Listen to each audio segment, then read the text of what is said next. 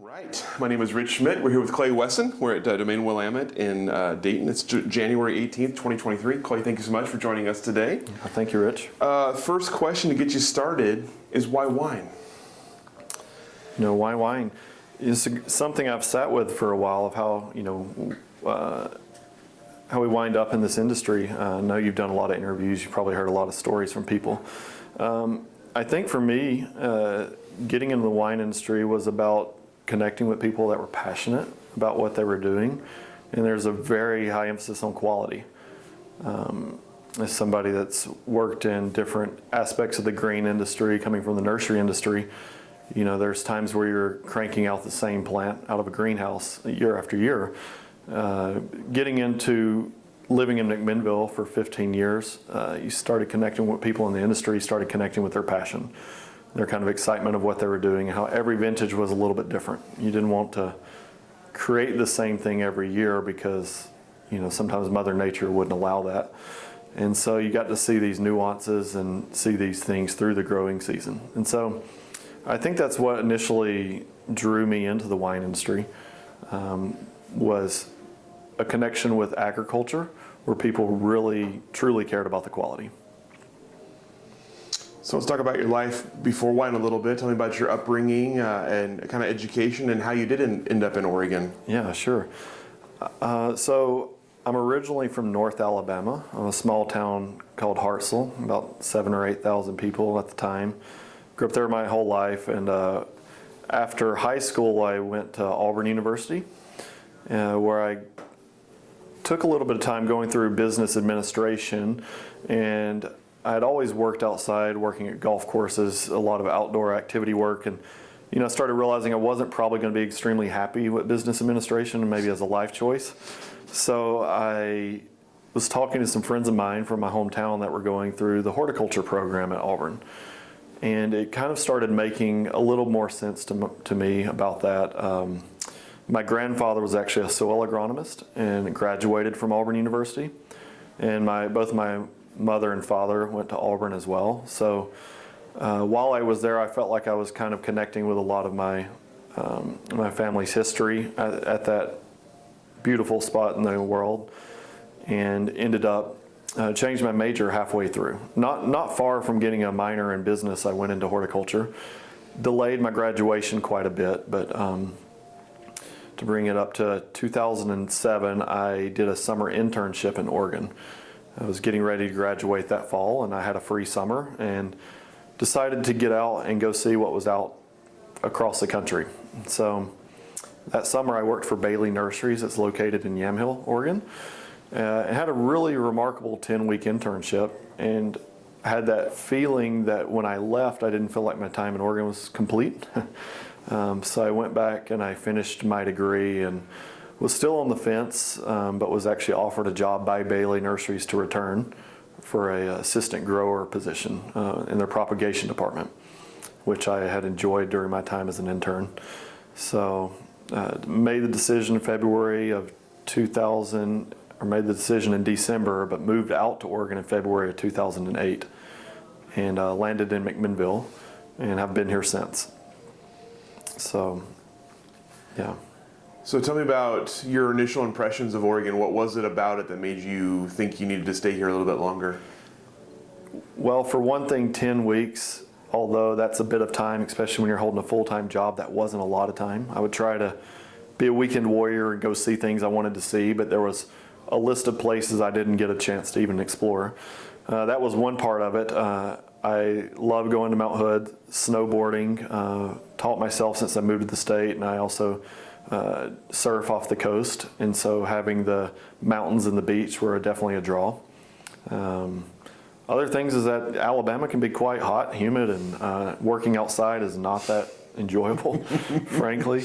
So I found a place where the nights were a little bit cooler. You didn't have that humidity. The first couple of months living in Oregon, it did rain all the time, as I was told. February was a very cold month that year, and I went straight from driving across the country to working outside in the type of weather that we're having today of 40 degrees and rainy.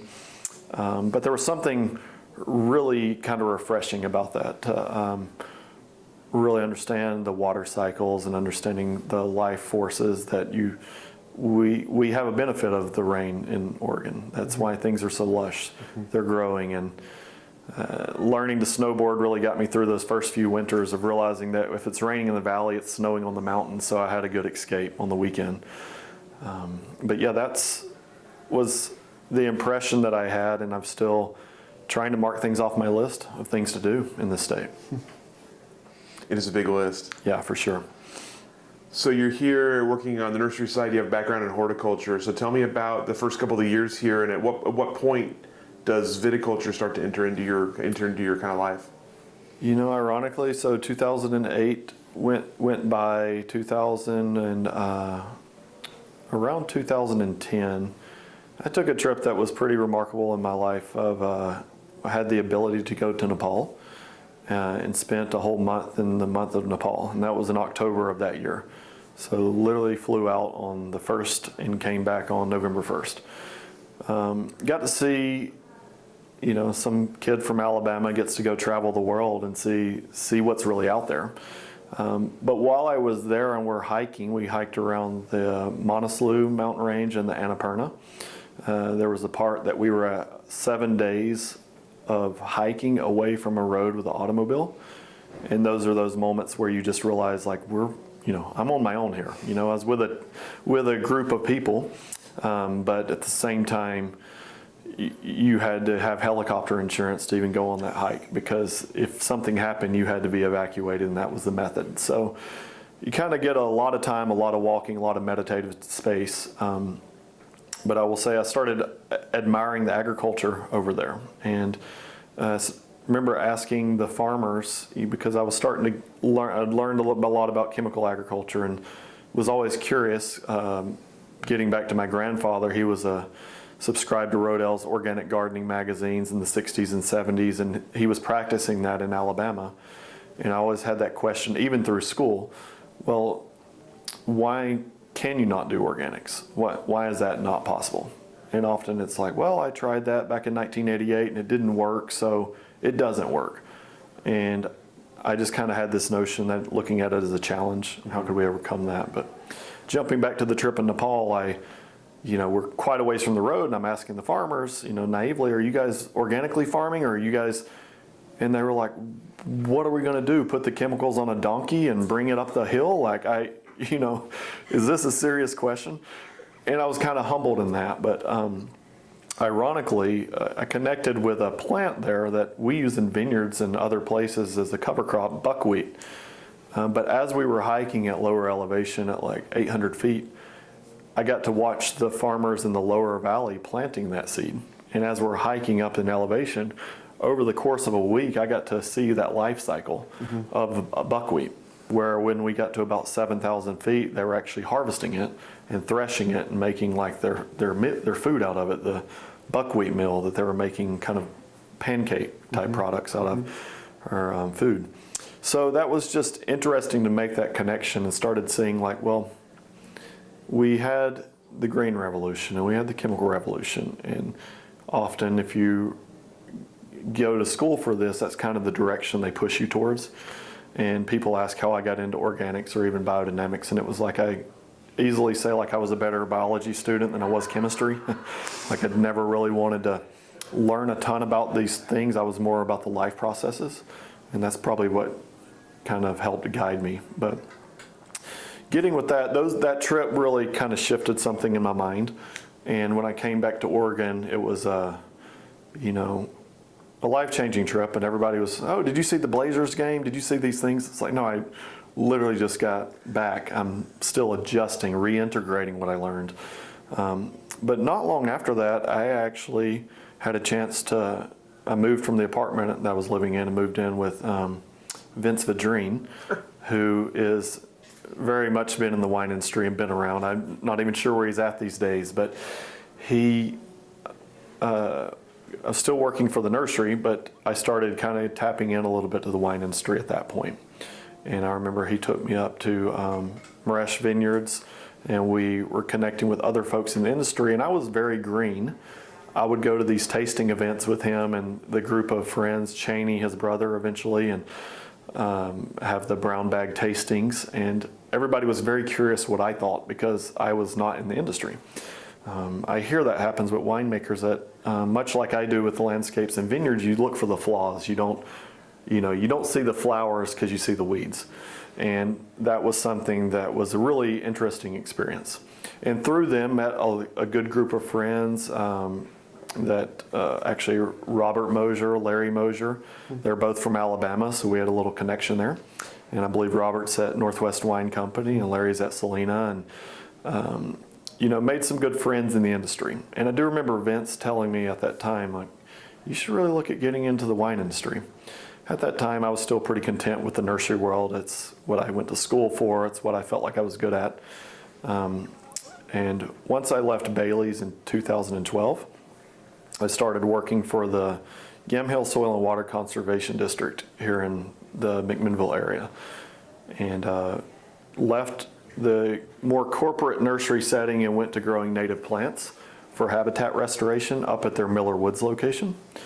And that was a pretty a good transition. It felt like more of an alignment for me, that I could attune myself to working with the kids, doing the plantings, working with the fish and wildlife to do these restoration projects. And that felt a better use of my horticulture skills than cranking out the same plant out of a greenhouse. And so I had a lot of really good interactions with the public there. And actually was just speaking to Chris Sarah last week at an event at Stoller, and the 2014 plant sale that we held in McMinnville was really good, except that year in Oregon we had a torrential snowstorm that happened at 10 o'clock the morning of the plant sale. So we were like, should we cancel it? Should we not? We're sitting on about 50,000 plants. And we kept it open until cars started having accidents sliding into the parking lot to come to the plant sale. It's a very large event in our area, and a lot of excited plant enthusiasts. And so we canceled the plant sale, and then because of that, a lot of people canceled their orders. Oh, I was driving down from Portland to get my plants. I don't need those, so I was left with an excess of plants. And I proposed that we go, because I'd heard about Live. I'm looking for these organic kind of sustainable options, and I really admired what Live was doing in the wine industry, because we have the green industries of the farming and nursery, but there was I never saw that much emphasis truly on, sustainability as a priority. So I had a chance to go to the Live annual meeting, and I ran into some friends there, or some people I knew, and they knew the plight I was in with the native plants. They said, well, you should get up and tell them that you're having an Earth Day sale. So I wasn't ready, and then all of a sudden, I forget exactly who it was, but they were standing on stage. It's like, yeah, we want to introduce Clay Wesson. He's with the Soil and Water District, and I got thrust onto the stage. And I said, hi, I know you all are working with the ecological compensation areas, and you need to plant plants on your property. We encourage natives.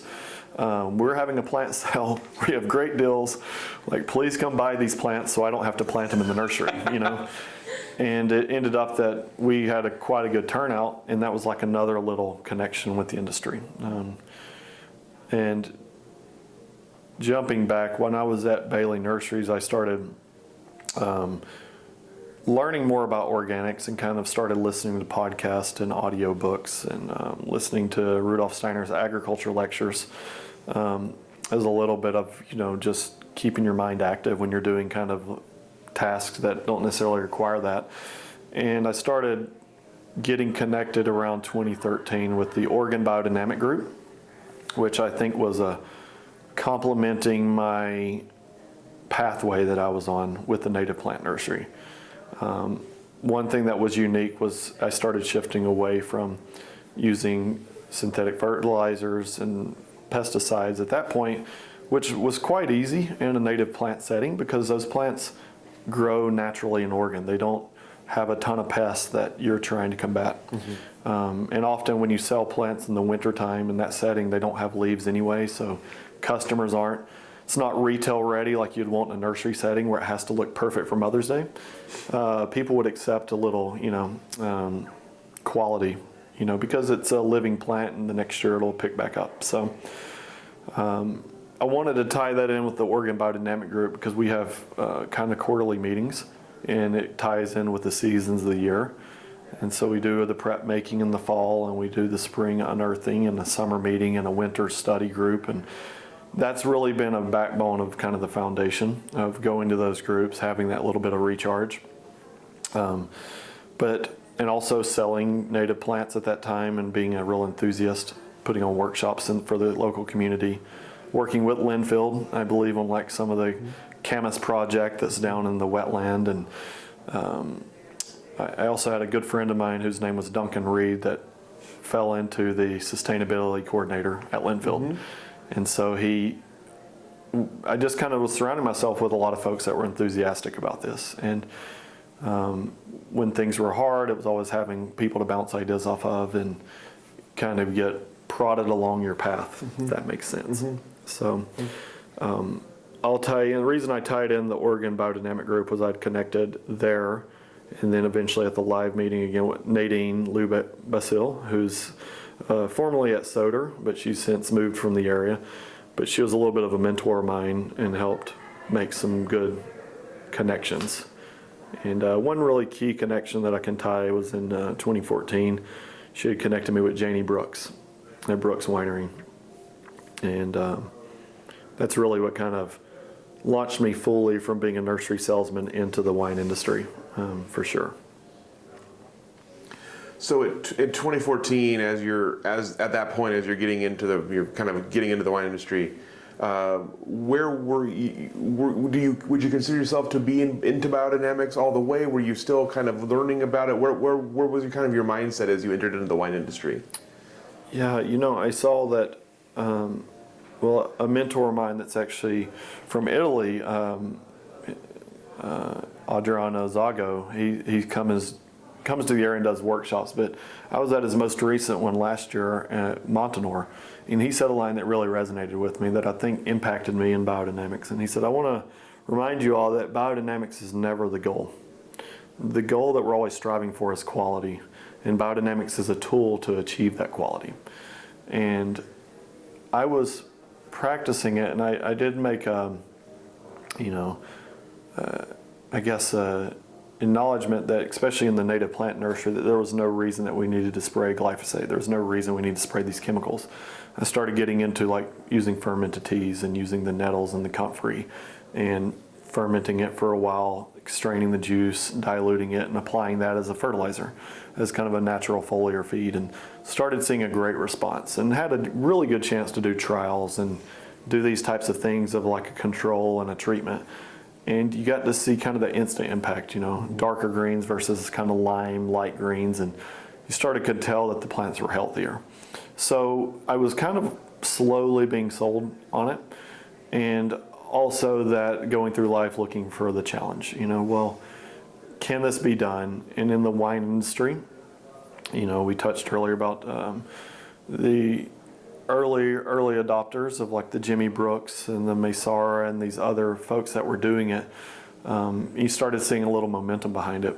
And for me, it's a lot of reasons that people would choose these paths. Some people will do it because they want to sell more wine and they want a story to tell. And some, like myself, was getting into it because, the environmental benefit. Mm-hmm. If there were more people that looked at like closing the loop and looked at their farms of a closed organism and, didn't necessarily feel like they had to go buy all their products in plastic jugs or bags, what are these ripple effects that could cause, and how that could create an environment we want to live in.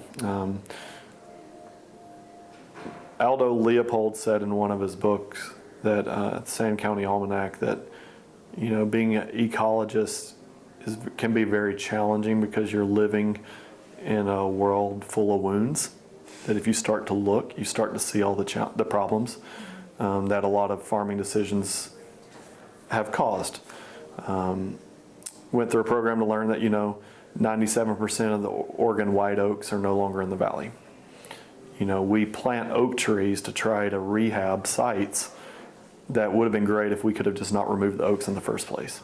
So you start to see all these kind of issues. And then the wine industry, and getting into the biodynamic side of it was like, how do we look at the land as a gift and a privilege for us to steward. How can we treat it with that level of respect, to not do these practices that are being shown, and the further we get down the line, the more we're saying, why are we doing it this way? With erosion, with soil loss, with now the impact on no-till and regenerative agriculture that we're starting to see. You started to realize that maybe before the chemical revolution, maybe we were actually doing things quite well. And then we got through marketing and other things that we won't go into, we were guided as these are the quick fixes, these are the easy tools. But I do think that getting back to that is a necessary act, a necessary step that we need to take, especially for food. We can't ignore that wine is a luxury product. If a lot of things would suffer if the wine industry wasn't here in many ways, but people would still get on with their lives and still find a way to get their 3 meals a day. But wine is something that ideally we'll enjoy at night with friends over great meals, and it provides a lot of jobs and a lot of other things. But I think with biodynamics, I was really connecting with the food and the food quality and what we're actually ingesting. And wine did seem like a nice caveat because people put their hearts into making wine, and then they get put into a bottle, and then that bottle gets shared with friends or family or consumed. So that's something that's actually being taken in that wasn't really able to be seen with the native plants. Some of my native plant plantings, if you look at them now, it looks like a big brush pile. Unless you get your red flowering currant that's flowering, you get that visual appeal, but you're not really getting the sensory appeal of wine. So that was getting back to the quality that really was part of the authentic story that I think we were telling at Brooks. And in 2014, I did have a chance to go to, that was the 10-year anniversary of Jimmy passing away. And so there was a lot of synchronicities that were happening during that time, and ended up deciding to come on and work with Brooks and leave the nursery in 2015 to work with them more full-time, to help develop their programs, some of their education programs, and really maintain their site, to be their site steward for their gardens and their vineyard. And that was a really great time to really get to put a lot of those things I had been studying into practice. Concept we run into at Biodynamics is that it's a very heady ideas and concepts, and 90% were in our head, but at some point we need to make it concrete and bring it into reality. And that can be a little bit of intimidating for people to think about, making these changes, but I was able to hone those skills and had a chance to work with really great people. Claire, who's there, and a great winemaker, Chris Williams, and just the history that he and Brooks had up on the hill in Amity. Seeing their old winery to their new winery was a great opportunity there. Tell me about your kind of initial impressions as you got into the industry, sort of full time. What was the situation there at Brooks? What did you think you needed to bring to the table, and what kind of already existed? Yeah, they had a really great program. They've been certified for a while. I can't remember exactly how long when they achieved their initial certification. But I saw that with the growth, and I think it happens in every time of life, that you have this growth and then you kind of have this time of regrouping to, understand where the growth's at. And I felt like I was brought in some ways to be a support to these programs that were already in place. But now we have a larger winery, we have larger volumes. With the excitement of the tasting room staff was growing, and there was a lot of upward growth in those areas. And on the outside, I believe they were just wanting to, maintain and grow a lot of the programs. I did get to tie in a lot of my landscaping skills I learned in school back there, of learning how to work with irrigation and different types of systems that were already in place. But I had a really great time there, met a lot of people in the industry. I got to attend workshops on behalf of Brooks and got to lead workshops at Brooks, and made a lot of connections with Bree was involved, and working with Claire and Jess Pierce and Jacob Simbler, who worked with me in the gardens there for a while, and really just made a lot of close connections that I still keep to this day. As you started to kind of go to those kinds of meetings and meet people and see the industry from your perspective, what was sort of your perspective of the farming practices in Oregon wine at that time? You know, at that time, I saw, I would just say I saw a great, a striving, a lot of folks that were looking for alternatives to do things a little bit different. There's something that I find myself in my role as viticulturalist now in grower relations is like using the phrase with growers that we purchase fruit from is like, at this point, fortunately, grapes are not a commodity. It doesn't get lumped in with the prices that are established in Washington for like corn or soybean or cotton or these other things. The value is directly assessed to your quality of production. And that's something that I see that everybody is striving for. I think about going to the Oregon Wine Symposium that we're looking forward to next week to take our vineyard team, or working with Oregon State, Patty Skinkis and others, and that level of detail focused and the group of camaraderie. I think going back to the previous question, the story of Brooks, of whenever Jimmy Brooks did pass away, and the amount of people that came together to help keep the brand and the vision going was pretty remarkable. And I started kind of seeing that around that time, that people were there to help each other out. At the end of the day, we're farming a crop that has value once it gets to the loading dock, once it gets to the scales at the winery. So there's a lot of things that can go wrong in the vineyard up until that point. And I think that's what I, really appreciated. And I saw that it was kind of growing and it was right on the cusp. But with this all being said, I do want to, as we discussed before the interview, about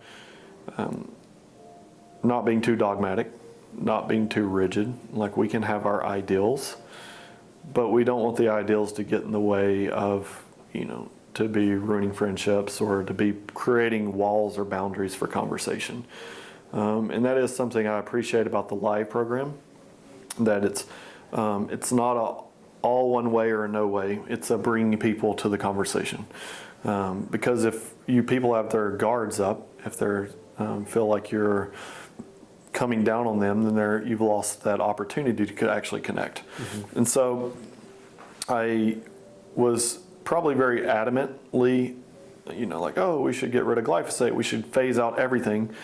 Yet you have to understand what's going to be replacing that, what alternatives are there, and you just can't pull things away without a healthy way to move forward. Sustainability, I had the conversation, and it can be a heated topic of like the economic sustainability, but people make decisions based off economics versus what's best for the earth. But at the same time, if you don't sustain your team through the winter, which is, I use that analogy a lot in what we're doing, but we're in an ag system previous to the maybe farming back in the 20s, where if you had a bad year, you might not eat through the winter. We have that ability to grow a crop that we can receive value in the future, but it doesn't directly affect the value of that growing season if you're on the vineyard, winery, then marketing side as well. So, I saw an industry that was very open to different ideas and very receptive to, at that time, to, kind of new energy and new impulse. So. What would you feel like your sort of biggest impact was at Brooks, and then what was your sort of next step? Yeah, I think about it a lot. I think I really appreciated the opportunity I had there to kind of tie in a lot of my native plant passion along with like a landscaping setting, and I think that's kind of spilled into a little bit of what's happening at Domaine Willamette, where you can be really selective. And in the landscape trade, they have the right plant, the right place for the right plant. You have to decide that. And I think I was able to think about that in line with planting vineyards now, and that an analogy you would have is that if a vine is suffering, you don't actually blame the vine.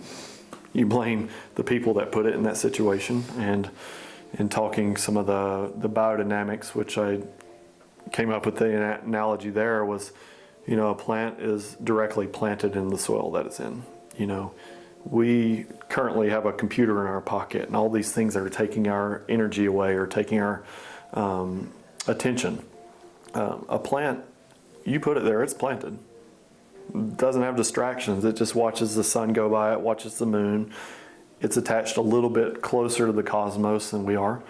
And so choosing that right place for the right plant is paramount to the success. And so I think at Brooks, I got to the spot where, we had a really good program. We're starting to get some good rhythm of making the preparations on the new site, and training up more of the tasting room staff and other people to understand what it's all about, and also put people in the landscapes that could really help and maintain those. And so I think that, left Brooks at the end of 2016 with the notion that I felt like I've done a good job. I wouldn't say it was a complete job there, but in 2017, I kind of went back to school in a lot of ways for myself. Started looking at these opportunities I'd had to consult and to be able to lead and to guide and to teach other people in the industry that I didn't quite always have whenever you're focused on like one property. You got one garden, one landscape that takes a lot of attention. Being able to make wine with Brooks was great. Being able to do some punch downs and sorting fruit and to follow the fruit into the cellar was really remarkable. And I kind of wanted to learn a little bit more about that side of things as well, along with the vineyards. Mm-hmm. That I was less connected, I would say, at Brooks with the vineyard, although I was trying to get out there as much as I could, just with the way it was being managed. I did a lot of the biodynamic sprays and the treatments, but the day-to-day activities, I was busy, with other tasks. So I really want to take a deep dive into the more viticulture side. Mm-hmm. And that led to, I'll just dive into 2017, I was able to connect with Simon Burr, who's had Mountaintop Vineyard Service, and his wife Melissa Burr at Stoller, and learn a lot more about the farming side of it, and started getting more into the budgets and doing spray programs and understanding these issues that it's easy if you're telling people you should not be spraying these things or doing these things. That's really easy to say. It's another thing when you realize that this is your toolbox. You only have, one drawer out of a 4-drawer toolbox to use to do these practices. How do you do that actually in time? So that first year I got really familiar with driving an under-row cultivator, a weed knife that, chops the weeds. And that was a funny way that I remember Simon presented it was, you're really into organics, so here, you need to learn how to use this. So threw me on a tractor and I drove it for about 3 weeks straight. And I said, okay, so I finished, now what do I do? Okay, you go back to where you started and do it again. And you start to realize, hey, there's a reason that people might go, use these tools, mm-hmm. especially if you're looking at the cost and the hourly cost of what does this cost? And so what's this effect on the bottom line? So I kind of did a deep dive there as a consultant.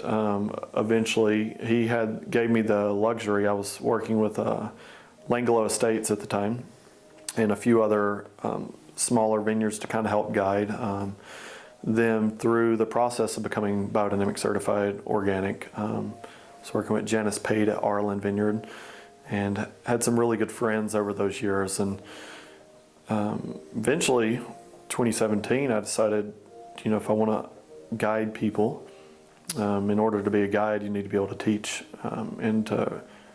There's a saying that if you really want to know something, you need to be able to describe it. I believe it's a 4th or 5th grade level. And I realized I'm in kindergarten in the vineyard, so I can't even match yet. So I did a deep dive into the viticulture side. And actually in 2017, I went through the IOIA organic certification training and also became trained as a Demeter inspector. So at that point, I was kind of faced with a opportunity to either become an organic inspector or a Demeter inspector, to understand the certification process, to understand what are we actually asking these farmers. And I'll be honest, I bumped up with something that year that I didn't really expect, but it was as an inspector, you really can't advise. An inspector there's to collect data and turn it over to the certification agency. It's a conflict of interest to shift into a consultant type of a role. And some certifiers have gotten in trouble with that in the past, of where you give too much information, you're hand-holding too much. But I saw an industry that was hungry for this, and was like, well, maybe there's some people that want to have their hand held, that want to be guided through the process. And I always like to say that kind of what I was telling people was, if you want to go through the process, I'll help you get certified, but we're not going to help you find the loopholes. Like, we're going to do it, and do it with integrity, and do it with authenticity. Because there are ways that you can skirt the issue, but then there's an ethical conversation that could be had at that point. It's like, well, what's your intent? Why are you doing this? And so that was kind of a good conversation to have, and I had a questionnaire that was like kind of upfront, and some people were like, maybe we're not a good fit, but maybe we are. And so that was a really great path in 2017, and I, working for the management company, I had already had, at that point, close to a decade of experience in the ag industry in Oregon, and looking at grapes quite simply as another grape, or another plant. And not to take anything away from that, but coming from a nursery setting where you're working with 250 different species, and each one needed to be treated a little differently. Although you're on a larger acreage scale, you start to can look at the vines as, a similar but yet different. Chardonnay requires different things than Pinot Noir. Pinot Gris, Riesling, they can be a little more forgiving than Chardonnay and Pinot Noir, and types of issues that you might encounter. So I got some really good experience, and to kind of mention that fact of missing the wine industry, or the winery side, I made a connection with Simon while working at Langelo with Isabelle Meunier. And that year she was looking for an intern to work, and at the end of harvest in a management company, sometimes the work dries up. Once the grapes are harvested, in theory the vineyard goes to sleep, and so you have a little bit of time, off time. So that was part of the agreement I had with Simon, was that I was able to go from, and with my consulting clients, that I was able to go from farming the vineyards to then working with Isabelle in the cellar. And so I had a chance to work that year at Carlton Winemaker Studio, and we shared space up there with Eric Berg and Andrew Rich, and getting to know them, Anthony, getting to know them really well that year was really amazing. And it also was that point in my time that I realized, this is hard work. This is a lot of work. Going from pruning in January all the way through harvest, and Isabelle does a lot of passage, and so I was doing a lot of the full body punch downs and got a good shoulder workout. And so I kind of made an assessment there that, I like growing the grapes a lot, and then I hand them over to the professionals. I do have some winemaking experience and background, yet that's not really where my passion is.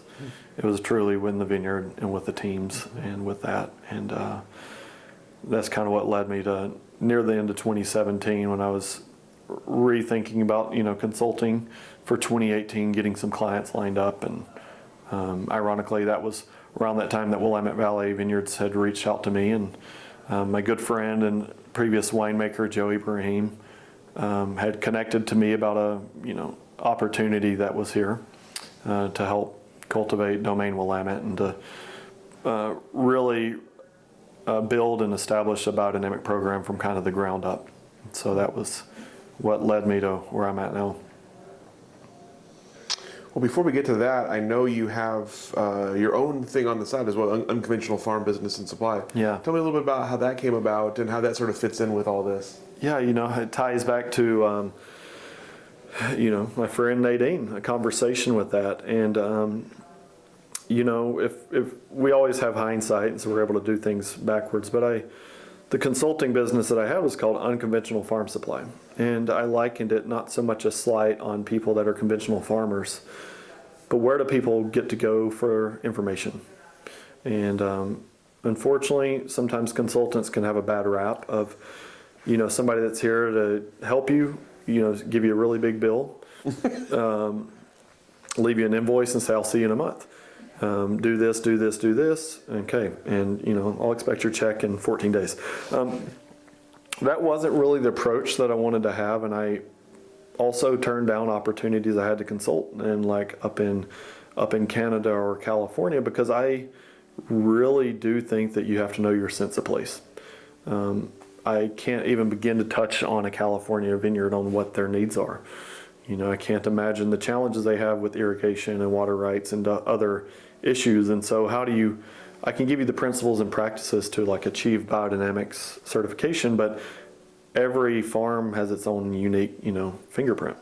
And you really need to be there and understand it. And so that business that I was really at was just providing education and really trying to provide accurate information that would help guide people to success. Quite simply, the worst thing you want to do is to go down a path and then you realize halfway down it that maybe you shouldn't have done that. You're affecting, as a consultant, people's livelihoods. And so if you make a suggestion that they do something and it ends up not working for them, not only does it look bad for me, but it looks bad for biodynamics or organics, and it hurts the industry. If you put out an inferior product in the competitive Oregon wine market, that's not a good look. So I kind of shifted my role as a little bit more of I would call it a trusted advisor. And at that point, I kind of shifted towards, let's have an agreement financially that we can agree upon. But if at any time, if you're not happy, or your success isn't there, then we don't have to do that. And for some smaller clients, I would defer payment until we reach a spot that we're happy. Let's just see if this works, if this is a good fit. Because I don't want you to be like that analogy I used of 1988, I tried organics and it didn't work. Well, we hired clay and then, we got powdery mildew, and biodynamics doesn't work. It doesn't make sense. To me, that was unacceptable that we would go down that path. So I called the business Unconventional Farm Service and Supply, and it was a dual part. It was an accounting or, a consulting, providing a service or activities, and then the supply was starting a little small native plant nursery on the side, helping people find organic cover crop seeds, which was a very big issue at that time. And I remember eventually having a conversation with Rebecca Sweet, who's at Buzz Seeds, and she was a live inspector at the time, of the challenges. You have an organic certified farm vineyard, you need to find organic seed. Yet that was a hole that wasn't being filled. You could go to a standard store and, they would not have that option. And I've also had opportunities where I would go to a location and ask for something like organic products or other things and kind of be laughed at, because, here's another long-haired idealist coming in here. But I realized if people are asking for it, that's entrepreneurship. If you want to have a business, identify a need, create a supply, meet that demand. And that was kind of a little bit where that went. And so I started seeing some good excitement around these ideas of, where could people go to get good advice on products, uses, tools. With the time at Mountaintop, I got to see and trial different under-row cultivators. And it's a different approach if you go to a company that sells that tool. They've got the best one, obviously. They're there to sell it. But where could you find that community or that collaboration where it's like, I'm not here to sell you something, I'm just here to give you the best information. And that was kind of the model that I built that business on. And I felt like it went fairly well. And, it's something that had been tabled. The title of Unconventional, had a little bit of negative connotation for some people, but it was one that started the conversation. What do you mean unconventional farm supply? Well, I'm trying to offer the products that you're not going to be marketed to in other places. We're not here to send you down the route that we're trying to send you down the route that you can be certified. and these are the list of OMRI products that you can have. And we're just not even going to have that part of the conversation. If you want to have a conversation about what synthetic chemicals or fertilizers, there's people you can talk to. But I want to be that person that you can talk to that will try to shoot you down the right path. So yeah. So that was a little bit of what led me into the opportunities I had in 2018. And since then, just because of the job I'm in, I've tabled more of the business and shift a little bit away into other kind of enterprises. But it was something that's still there and still could kind of be reinvigorated in time, if I ever choose that. So in 2018, when Willamette Valley Vineyards first approached you, give me an idea of the project as you understood it and sort of what they wanted from you, what your role was to be. Yeah, that's a great question. It was it started out truly as a consultant role to help establish this property that had been purchased, I believe, middle of 2017, and kind of do that holistic approach of looking at it and really realizing that we've made a commitment to these practices. We want to start from the bottom up, and I think that was something that was intriguing to me, because you can convert land, but sometimes it takes the momentum and buy-in from the team. And so I had a really great opportunity to work directly with Joe Ibrahim, working with Efren Loaiza, who's the vineyard manager of our company, and getting to know his brother Miguel, and getting to know the vineyard workers. And as we were, at that time, as I was consulting, I had a handful of other clients that I won't get into right now, but I was working, minimal time with Willamette Valley Vineyards and spending more time with other people. But we hit a spot, probably I would say about April or May, that, again, it's easy to talk about these things, but to actually implement it, what could this look like? And at that time, Willamette Valley Vineyards did not have a viticulturalist.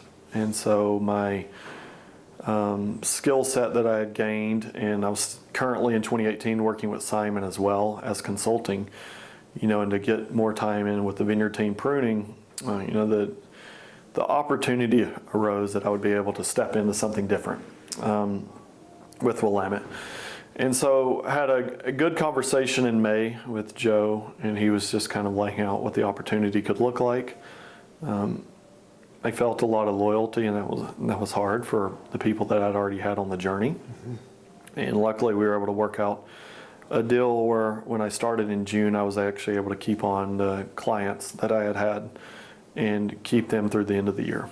So it was a very important part for me to think about the community component, because, frankly, when I moved from Oregon, I knew from Alabama to Oregon, I knew 2 people in this town. And I had kind of cultivated a really remarkable community in the wine industry and not around me in the McMinnville area. So that was an important step that I took, then to think about what impact that would make to work for a large company with a lot of challenges of a lot of acres, and how could we not just do a great job at this one property, but how can we scale this up? And to me, that was kind of the newest challenge that I was stepping into at that point. And so the scope of it was that we knew that we wanted to have a biodynamic vineyard, that it was kind of the trajectory that we were starting to at least put this property on, that we kind of felt like that was the next step for the sustainability efforts that the company was making. And so I was brought in to really get this property kind of in good shape, and then my initial goal as well was to kind of shift this into like a larger program that we could scale up. So before we talk about scale, which I think is always so interesting when it comes to biodynamics, tell me about biggest initial challenges, both from a sort of personnel perspective and from a landscape perspective. What were the biggest things you were walking into that you saw as kind of the initial steps you had to take? Yeah, so after the land was purchased, and it had been fairly, it was a production vineyard at that time when we purchased it.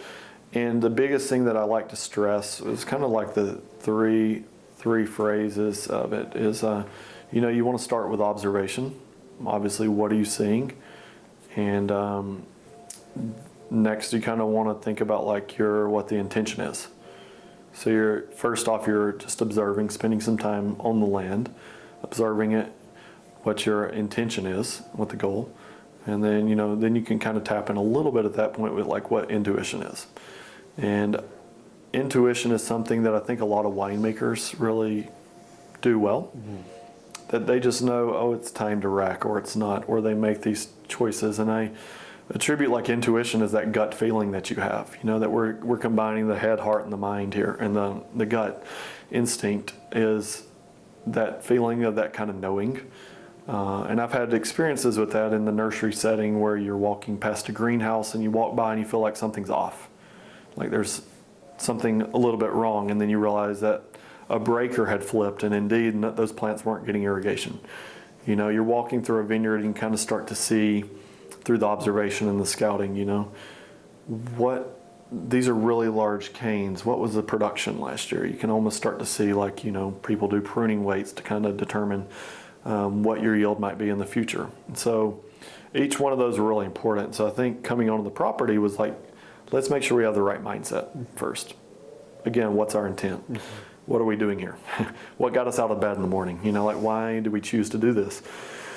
And so when you're walking it, what we originally saw was that we had a lot of plastic under the vines, which was the old school of using the black plastic. And because I was fresh out of organic certification training, that was the first step, that in organics you can use black mulch or the plastic mulch, but you can't leave the ground covered year round. You can use it temporarily, but then you have to pull it up. You need to not inhibit airflow and that air exchange for the soil. Sure, it keeps the weeds down, but what else is being affected? And so I was really stressing that what's this ripple effect that we have? What are we doing? And I might use it as something that I've said before. If you're familiar with the 7-generation rule that they use, it's a kind of a Native American philosophy, and we used it a lot in like ecology work, but it's let the decision that you make today take into account 7 generations going forward. And with that said, with this as the Oregon wine history, sometimes in discussing and wrapping our mind around it, I actually look at it like we're at the halfway point. So let's look backwards for 3.5 generations and look at what we've learned, what we don't need to do. And let's take that looking 3.5 generations going forward. It's given me a new life perspective. I have a 10-month-old son at home right now. And so I think about like the legacy and what the wine industry legacy is going to be for his generation and the next generation as we're looking forward. But the reason I say that was that, the plastic mulch worked well for a while. But then if we're looking for certification to go organic and Demeter, biodynamic certification, we have to do these steps. And so that was my first kind of interaction with the vineyard team. For the Willamette Valley Vineyards, and I can say I don't think they liked me in the first few months because I was a consultant. I would give them a list of things to do. Get this done, I'll see you guys in March. But I do know that year we hauled about 4 dumpster loads of plastic out of the vineyard. Had a stationary dumpster. A lot of work, a lot of labor. And you kind of start to look at that ripple effect of that time savings 15 years ago cost us a lot of time now. With inflation, with everything else, it's a lot of money now. So what can we not delay doing now that we put off till tomorrow? And that's a thing we all deal with in our personal lives, but that's something on farming, let's take the right steps now, which will allow things to kind of rebound on this property. So those were some of the first things, adjusting, the spray program. Willamette Valley Vineyards has had experience with organic certified properties. The main estate, I know, down in Turner for a few years was. And so the vineyard team, the more I taught them, the more they didn't have to really be taught. They work with intuition every day. Pruning a grapevine, they can go so fast, a lot faster than I ever could, because they know where the right cuts are going to be made, and so they do say in farming in general, especially organic farming, like the best fertilizer is a farmer's footsteps. You can't be an absentee farmer that well because you're not going to have that connection with your land. And so I found out working with the vineyard team, Efren, his brother, doing some of the initial sprays that we were hand stirring. We had a really great conversation and found a great meditative time, and I think formed a good bond and friendship over that. So I came on full time as a viticulturist at the end of June, right around the summer solstice that year of 2018, and then just kind of that helped set the path forward. So as you've seen the progress here, what are the sort of the milestones for you, and how have you seen buy-in happen along with those milestones?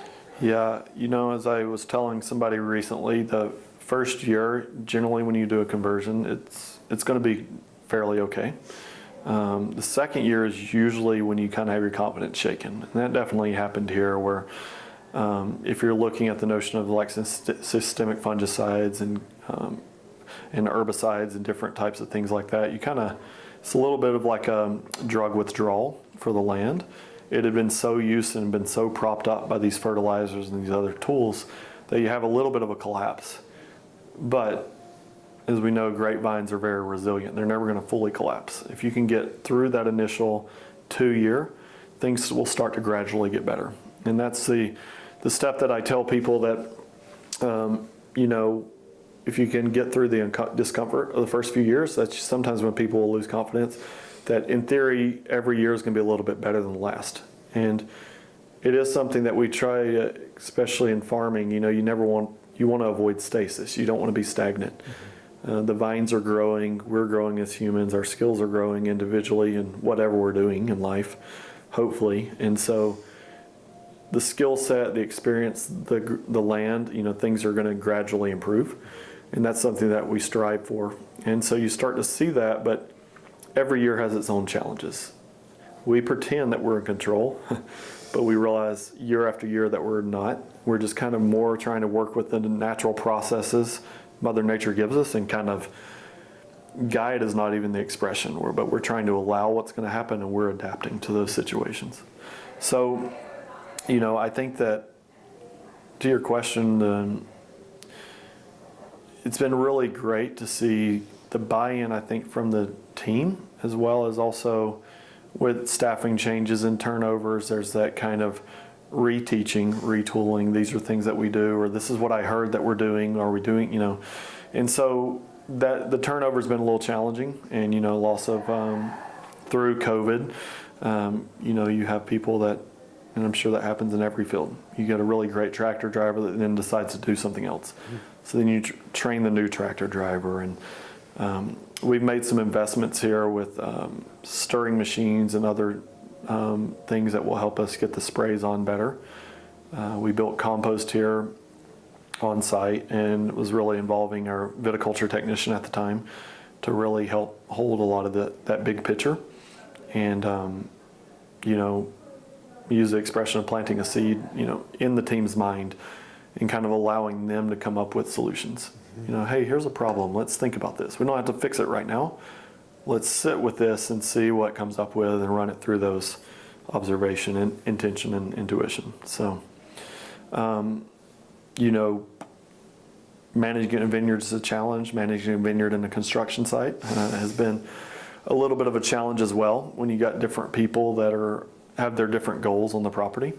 But it feels really good going into 2023 that, majority of the construction is complete, and we can get a little more rhythm back in the vineyard and kind of build the program back up to where it was at one point. So you mentioned, we talked about scale a bit earlier. Obviously, Willamette Valley Vineyards owns a lot of vineyards, a lot of parts of the state. So with the project here, what is the role you're playing in the other vineyards within the portfolio, and sort of what do you see as sort of short-term, long-term goals with that? Yeah, it's a great question. It's something that was a little concern whenever I did take the job, was realizing how could we scale this up, and I think the common concern that we always have in quality versus quantity, and ideally you're going to have this threshold and you're going to meet in the middle and you've hit that sweet spot.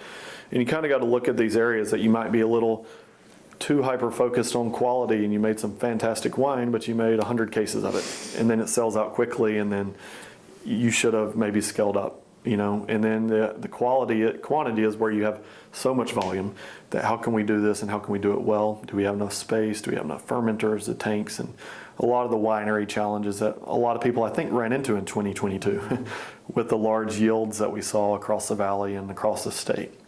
And so I think the practices and the principles that we try to put in of good stewardship of the land, really working with the soil health, the cover crops, really looking at like the intentionality of like striving not to overcrop, yet also allowing us to have enough crop that we can make make our goals.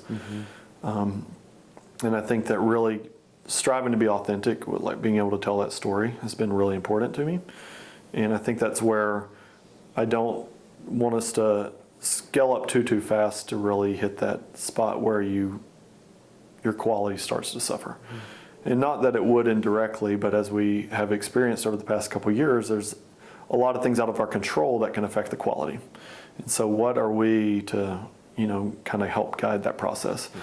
And so I think really I've going back to kind of the consultants or that trusted advisor roots of like, how can I really help educate the team to be able to feel confident to make these decisions, without me fully trying to control or micromanage.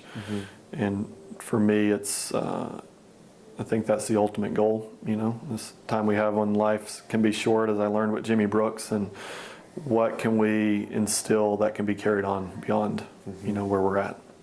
So I think that it's not something I've quite figured out yet, the quality, quantity threshold.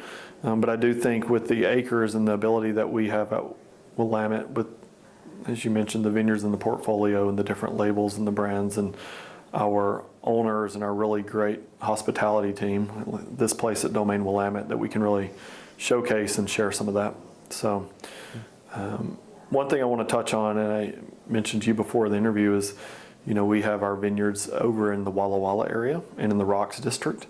And that's been really great to see these other operations outside of the Willamette Valley, as well as doing the majority of the grower relations for Willamette and being able to visit 20 or 30 different sites every year and see how they're doing it has given me a wider perspective and also a deeper respect that, farming in itself is very challenging. It's pushed me away from the dogma that we touch on that you don't want to fall into, because you got to realize that everybody's doing the best they can with where they're at. And we're all faced with these razor thin margins and these very impactful decisions that must be made through the growing season. Should we leaf pull? Should we not? Do we need to hedge? Do we not? Did we do this spray early enough or not? You have that with trying to tie in the biodynamic rhythms and trying to work with the preparations, to building the compost. Did we get the cover crop planted in time? Did we not? How bad are the gophers going to be next year? How bad were they last year? There's so many variables that we have to try to control. And at the end of the day, we just have to make a decision, feel confident, and do what we can the next year and learn every year. So I hope that somewhat answered your question. Absolutely. Tell me about discovering that role for yourself and kind of finding your way in a place that has so many different moving parts. Yeah. Mentioning that I'm from Alabama, people know I went to school for horticulture, but I go home and, so what are you doing in Oregon? First is like, well, when are you moving back? It's like, well, we'll talk about that next time. The other's like, well, what are you doing out there? It's like, well, I'm the viticulturist for Willamette Valley Vineyards. First off, they'll usually pronounce Willamette wrong. And then they'll nod their head. It's like, oh yeah, I've heard about that. It's like, so do you know what a viticulturalist is? They say, absolutely not. So the best way I learned to describe it, which I found later after many conversations, was somebody described viticulture as the art, science, and business of growing grapes for wine production. So going back a little bit to my early schooling, with basically having a minor in business, going through the microeconomics, business law, business ethics, started realizing that that's a very important part. And I kind of liken that to a three-legged stool that we're kind of keeping balanced in a viticultural program of anywhere. So the art, the science, and the business. The business is a beautiful thing because I've realized when I managed a native plant nursery, it doesn't matter how artful I was, how beautiful these plants are that I grew. If there was no market, how would I get through the winter? So there's an important part with sales and these other systems in the wine industry. So I kind of work some with sales, do some sales things. The art side, that's totally our vineyard stewards. They're the ones that spend their time in the vineyard day in and day out. They live in the vines during the growing season. They travel in the winter and then come back ready to go for pruning. And so working with the art has been an expression that it's probably what brings me the most value, working side by side with them in the vineyard.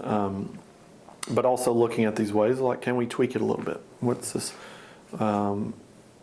I think it's a skilled art when you drive by these vineyards that you see management companies are managing and they look so pristine. So, those are the postcards people think about for Oregon. And that in itself is art. What people see outside the Willamette Valley is like, wow, Oregon's beautiful. I want to visit. I want to go to that location. And so that's kind of the other part. And the science is a little bit of a blending, and it's a little bit of not going to lie, felt a little bit like the imposter syndrome of am I qualified for this? There's so many more people that have years and years of viticulture experience. But I had to simplify it and say this is a living plant that frankly grows itself. We're fighting it a lot of the year with hedging it, with keeping it back. This isn't one that we are coaxing out of the ground. It shoots out rapidly in the amount of growth you can see. So how do we manage that? That gets back to the art side of working with the vineyard team. And do we have the people, do we have the right people in the right position that can actually manage it? So then we can get to that spot that we have a crop that supports the business side. So coming in at viticulturalist in June of 2018, I mentioned the imposter syndrome. I had this naiveness that this is okay, and it felt like every week Willamette was showing me another vineyard in the portfolio. I knew a grasp and I'd seen on paper, but when you're standing in the middle of Ingram Estate Vineyard, which is on top of Elton Vineyard, and it's about 200 acres, and it's very close to Brooks Winery, which is right at the roads, and you're looking at, okay, it's one thing to farm 5 acres, 10 acres, very intentionally, how do we do this here? And so that was one of my wake-up calls I had, and I likened it, whether it's a sports analogy at football or football with the vineyard team, but it was I came in at halftime a head coach, and I said, okay, what's the score and who's our players? And that was what I had to learn really rapidly that first year. But I had a really great team with Joe Ibrahim and Gabby Prefontaine, who were the winemakers at Willamette, that kind of really held my hand in working with Efren. And so I was able to pick up all the grower contracts, go out and start to visit other people in the industry, and really make 2018 harvest go well. And then grew on that for 2019, which was probably one of the, we didn't realize how good we had it in 2019, of how good of a year that was compared to the 2020 issues with the wildfires, and 2021 from early season freezes to heat domes and other challenges. So I was a trial by fire for sure. And it really got me out of my comfort zone and made me realize, hey, I can do big things. I don't have to stay small. I can grow and learn, and really doing that while holding the visions. Or when I would consult, I would speak about, you're looking through the lens of biodynamics or organics. And it's literally like you're putting on glasses and you realize, looking through it and say, this is the only thing I can see. And it's a hard thing if you've had 20 years of experience in one way to try to learn that. But if you can kind of come to it with a little bit of the beginner's mind, let me look at this as a true beginner And let me just say, we don't have these tools. We can't manage a landscape using traditional herbicides. So how do we do that? And then posing that question with your team, with a group of people, it's not just me making that decision. We're now tapping into the collective, the collective consciousness around. And then if you have some other connections in the industry or, native plant enthusiasts or different growers meetings, I got to give a shout out to Rob at Lemelson. He started this really great organic viticulture group. And hearing Di Crisp at the last meeting say that he's been waiting for years, he's never had an opportunity to sit around and have discussions with folks that are, the whole conversations around organic viticulture. And so can't get away from the fact that farming can be isolating. Mm-hmm. There are days that I don't speak a lot of English and it's only poorly done Spanish, El Español, but I'm trying to learn more daily. But we all are at our estates or vineyards and we're all isolated. Mm-hmm. But it takes this kind of collection to come together and share these ideas, share what's working, what's not, and that's, I know we'll talk about it later, but I do think that's the beauty of the wine industry here, that we are all trying to do the best we can. There's competition, obviously, yet at the same time, we all are faced with the same challenges. And I think as an industry, that collaboration is important, especially if we want to continue to put ourselves on the map in these other more prominent wine regions traditionally. You mentioned earlier, you talked about the sort of the three stages in a vineyard: observation, intention, and then intuition. Tell me about getting to know a space, and we can use this space as sort of a specific example. How do you get to know it? How long does it take? And what are some of the kind of biggest things you're looking for when it comes to sort of overall site awareness? Yeah, it's a great question. It's something actually that came up recently. I was talking with Walt McGaffey of OSU, who ironically went to Auburn at one point. We realized a connection there. But he said that it takes 7 years on a piece of property to really be, in his words, be a good viticulturalist. And it takes a little bit out of like a permaculture concept that they say that before you make any large land adjustments, you need to know the property through all 4 seasons. They say that with relationships, they say that in other things, a saying. But I think that it's very relevant because you don't really know where you might have erosion until we get the winter rains. You don't know where you're going to have your really either dry spots or spots of your property that may or may not, they may have rocks below the surface. So you create these hot spots, these heat zones or different things. And so I think, again, we strive for the ideal, but we don't let it be the enemy of the good. That's the ideal, that you could sit there and observe for a whole year before you touch it. But we're in an industry that's growing rapidly. So how do we have to go take those assessments? And I do think forming a good group of teams, whether it be a trusted advisor, consultants, people that specialize. An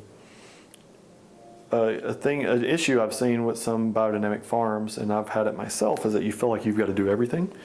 You want to be so self-reliant that, like, I don't even want to talk to my neighbor, But I use the analogy that Rudolf Steiner gave back in the day that, a farm should be a closed organism. And I believe the number I heard was that when he gave those lectures and said that line, he was giving it at a farm that was around 7,000 hectares. So 2.2, acres per hectare. We're talking 15,000 acres.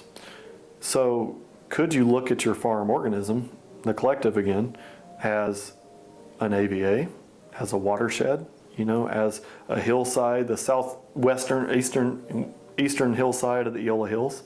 Could you look at that as your, this neighbor has cows, this neighbor has sheep, this person has this.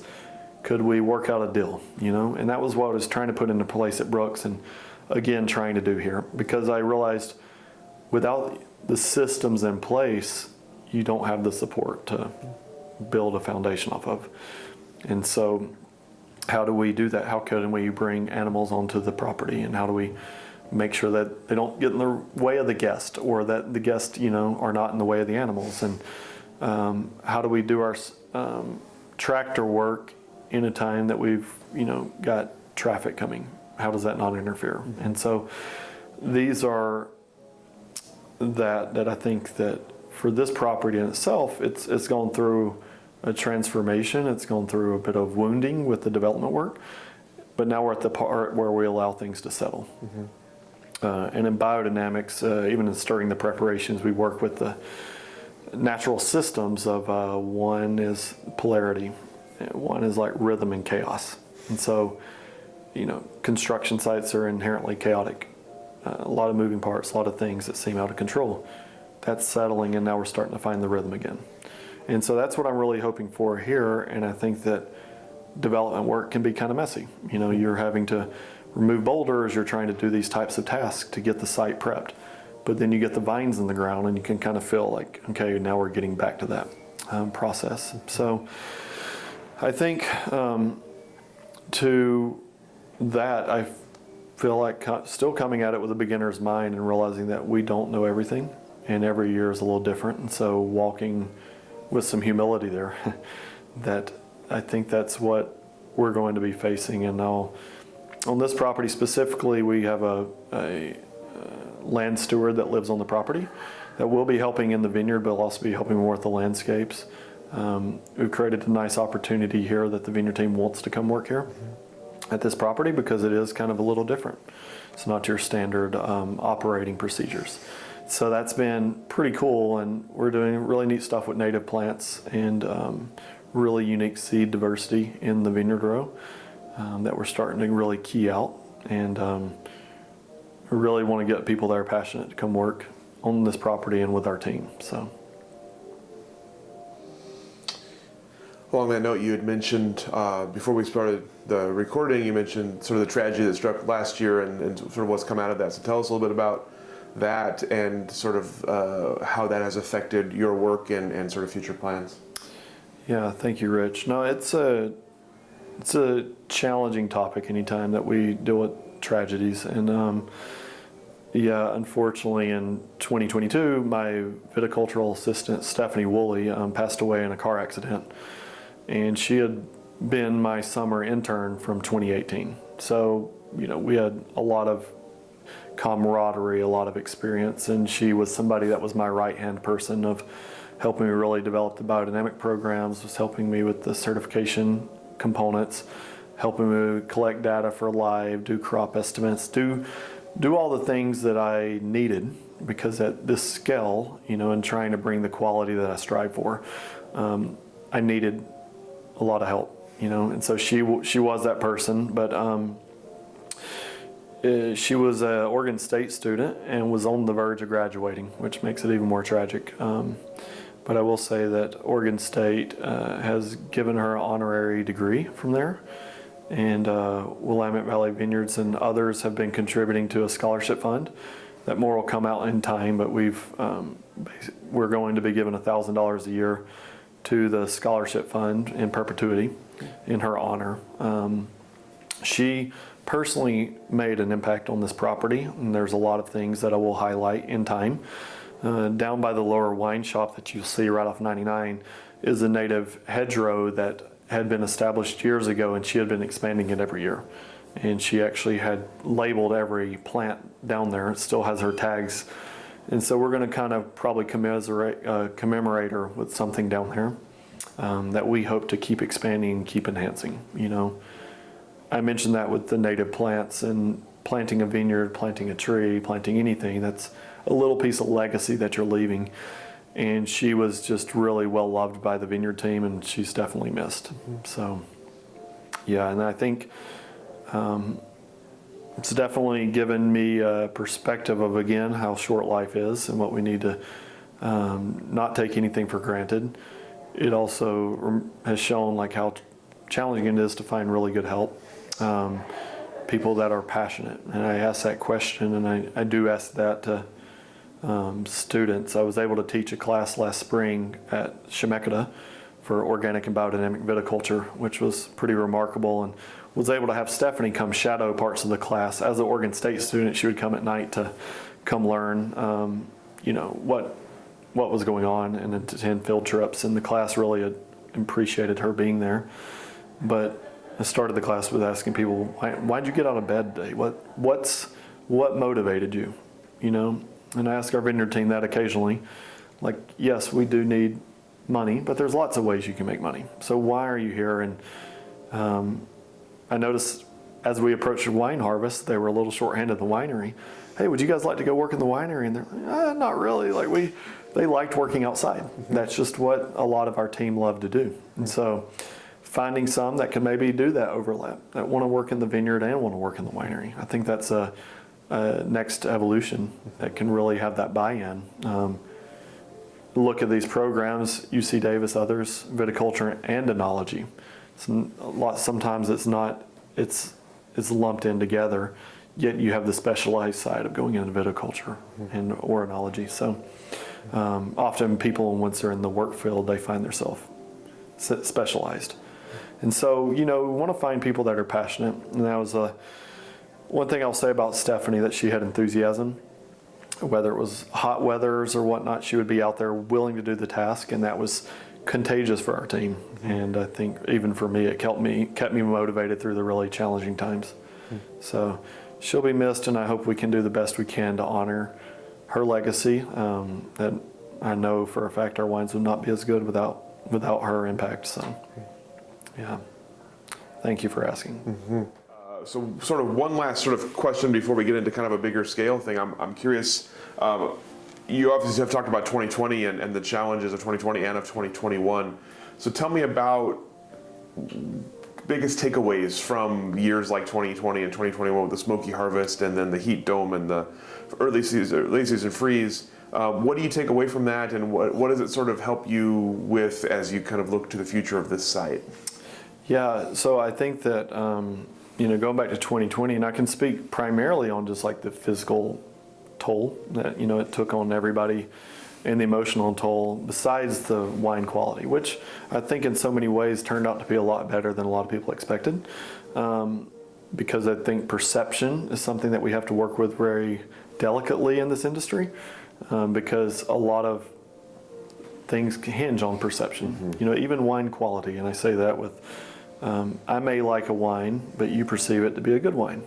And so even there we found a little bit of difference. And so we definitely don't want to give off the impression or the perception that, it was a bad year, because it wasn't. It was a challenging year.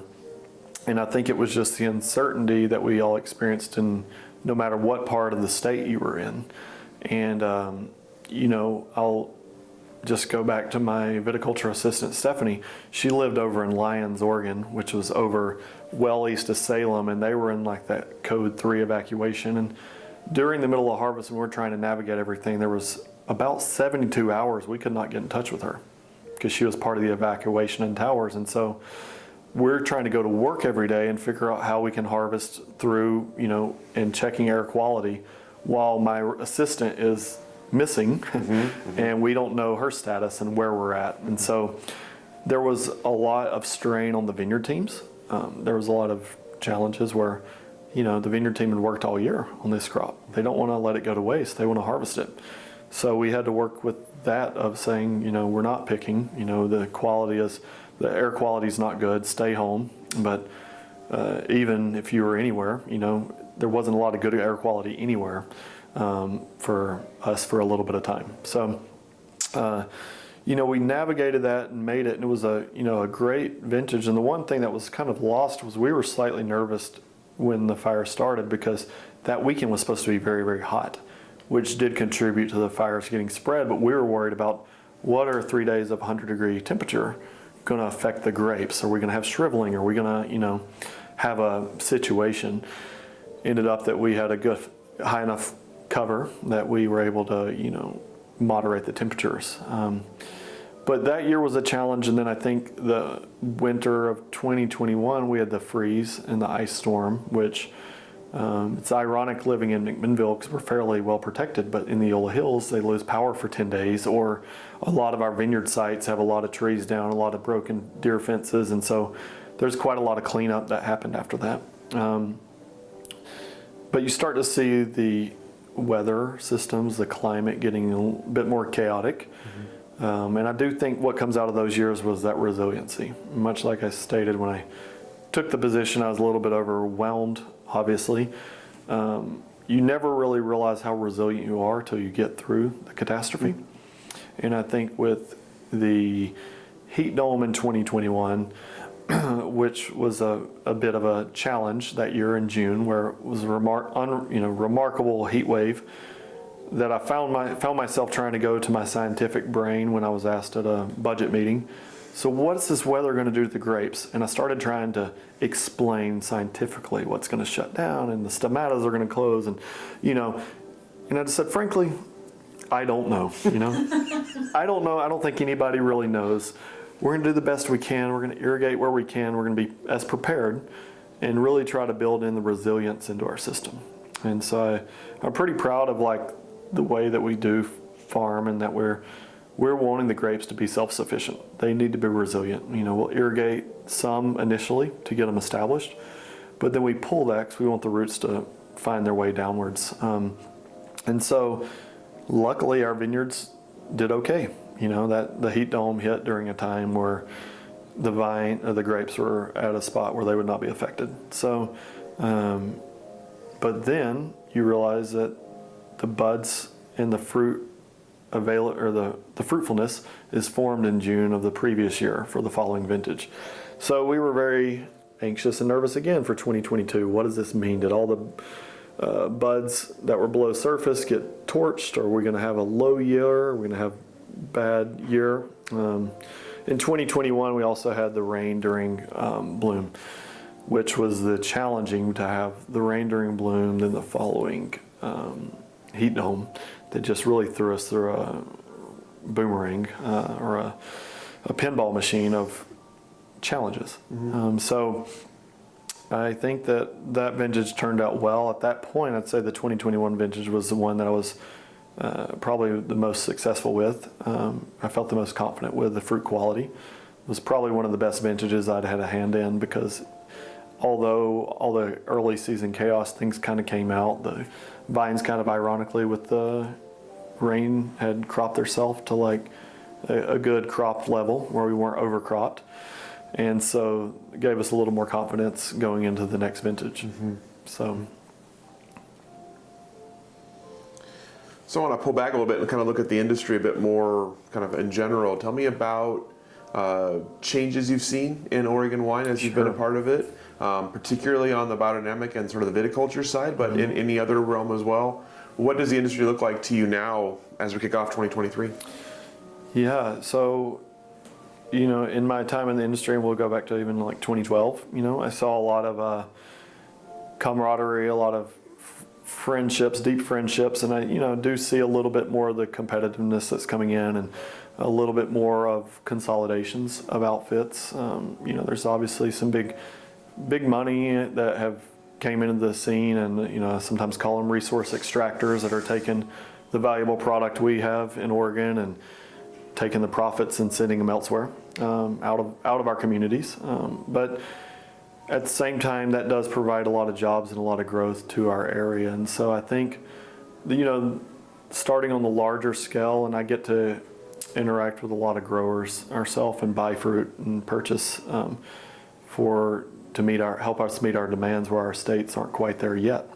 I see, a lot of larger outfits that are kind of snatching up a lot of things, and I see some smaller farms possibly, getting lost in some of that, but I also see an opportunity for a collective type of a thing where, you could talk to 3 or 4 growers, and this has happened for us with some of our growers out of the Eugene area, that they all work together, they share picking bins, they share hauling, maybe put the same load on the same truck, and can kind of work that way. And so on the organic and biodynamic front, I see a lot of growth happened in 2018 when the Biodynamic Association hosted their major event in the Portland area. And with that kind of rhythm and chaos that I talked about, there was a little bit of chaotic time for the organizations, and they're kind of coming back into a rhythm. And the Biodynamic Demeter Alliance is getting some good momentum in the state. I believe it's the executive director lives down actually in the Ashland area. And I think they're going to have a presence at the Oregon Wine Symposium, which is really good. This kind of unification of getting back to certification, the biodynamic side of the education component, and Demeter, which is the inspection. And I think they have a great way to complement each other. And the Oregon Biodynamic group spilled into a group that was started in 2019 with a few folks in the industry and myself from Johan and Soder and other connections, a little bit like out of the conversation piece of how do we get together, have these good conversations about organic biodynamic farming. And we call it the North Valley Group. And I run an email list that we send out. It's a little subset of the Oregon Biodynamic Group. And I think creating more of these community activities, these workshops, an open house per se, a vineyard tour, preparation making days, that was momentum we had before the pandemic.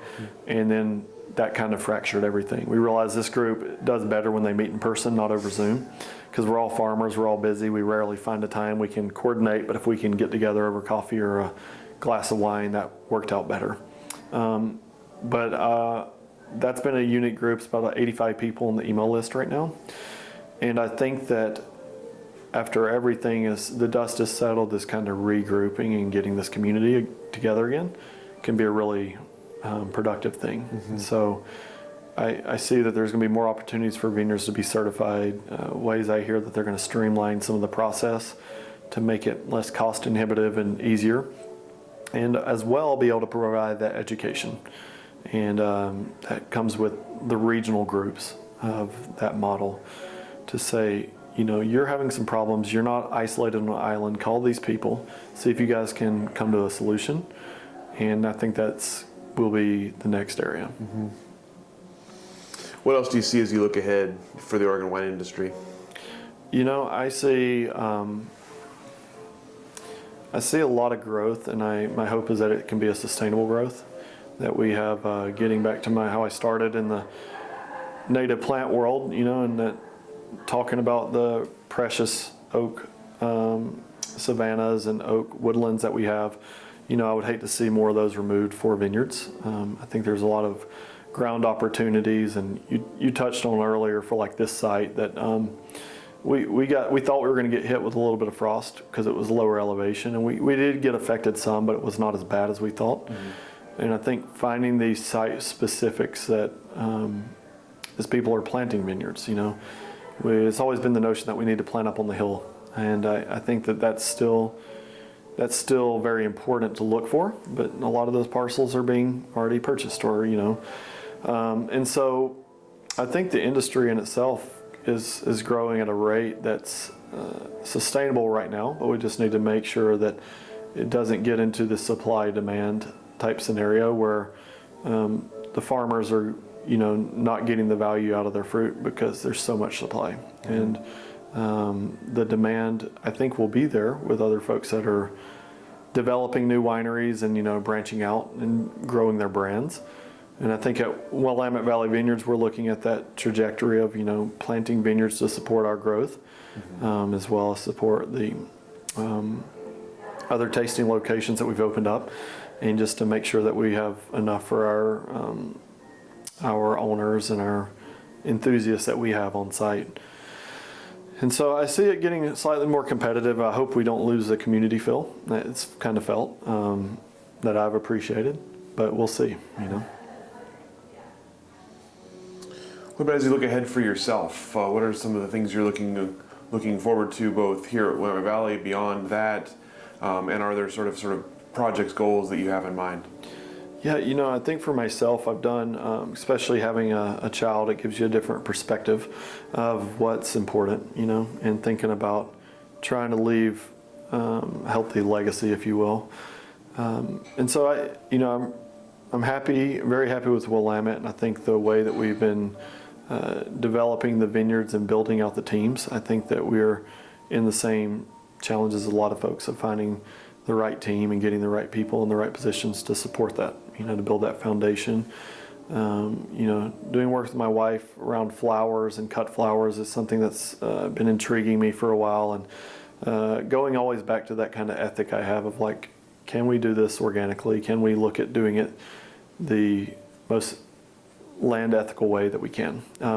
Still looking at that challenge, and For this site in particular, in the upcoming years, we want to develop some food gardens. We want to find a way to incorporate animals, have maybe a cut flower garden here on site that we can showcase growing things biodynamically, and really kind of have this property be a teaching component. I mentioned that I taught a class at Shemeketa, and jumping back a little bit, and my mother actually, she passed away in the middle of the 2019 harvest, but she was a kindergarten teacher back in the day. And so I feel like I've kind of channeled some of that of thinking about how to teach, how to educate. And so I'm really hoping that this property here can be showcased not just for the vineyard itself and the wines, but also showcased for the plant selections that we have, and can tap in with these other interests that people may have. Not everybody that comes in the Oregon wine industry is overly passionate initially about wine. Usually they find that. But like, where are these things that make people are passionate about? And I think this property can highlight a lot of that. And I think through I think teaching is a big component, getting the right people in place and building a team. But I do have ambitions in a lot of different kind of areas, and I'm just kind of trying to refine that and what that means to have a family now, and can't just travel the world like I maybe thought I could at one time in my life. But what it looks like to put down roots in this valley, serious roots in this valley, and then kind of build from there. So, yeah, I'm looking forward to a easy 2023 growing season without any incredible weather catastrophes or chaos or tragedies, and just really able to kind of put this will be my 5th year and going into my 6th vintage. So really looking at what this looks like to get the best grapes we can. All right. That's all the questions that I have for you. Is there anything we didn't cover that we should have covered? Anything I didn't ask that I should have asked?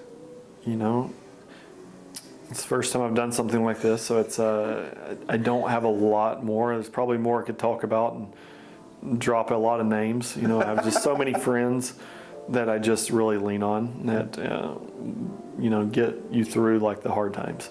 And so that's been something that I think, as we're hopefully going to open up some more things here and get some more people involved, because everybody has said I just drive by, I want to stop by and see it, and I felt like it was still a work in progress, and getting over that things don't have to be perfect yet, because we are building, we are growing.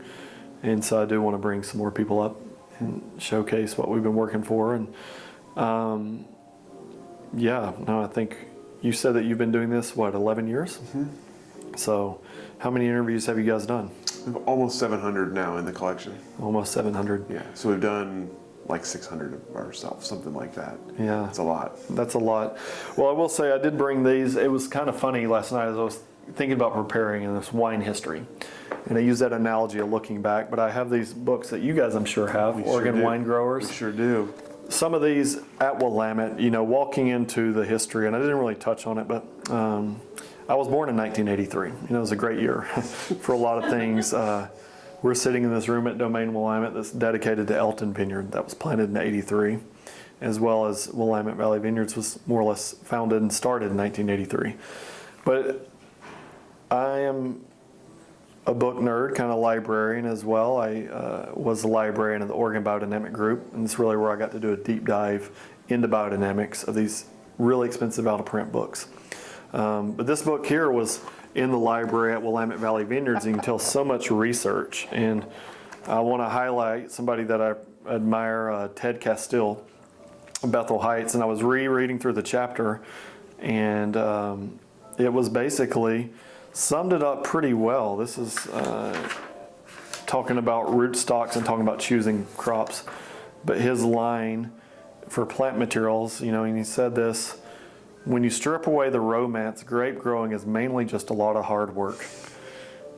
And that's something that is never lost on me, and it sometimes gets lost in the romance of the wine industry. This is brutal, and I do always try to, and I'm brutal in the way that, it's easy to sit in a tasting room, climate controlled, and you're looking out the window, it's rainy today. But the vineyard team's out there in the sideways rain making it happen. And so I really try to tie that back in. That at the end of the day, this is a farming crop that we're trying to grow to the best of our ability to get to the winery that will ferment it, put it into a bottle, create value. That creates value at that point, and then sends it out into the public. And so it's been really cool to see this whole loop and the way that it continues to cycle. And so I think it'll be really interesting over the next 5-10 years to really see how this valley, how this industry adapts to the challenges we have, how we can build in that resiliency in our company and abroad. And so I just kind of want to leave you with that it's a lot of hard work, and there's a lot of folks who do the work that go unrecognized. And I just really want to put emphasis on that. So I appreciate this opportunity and taking time from y'all's week. So. Absolutely. Thank you so much for that and for sharing your stories with us and sharing your time with us. We really appreciate it. And we'll go ahead and let you off the hook. Awesome. Thank you. Gratitude, you guys.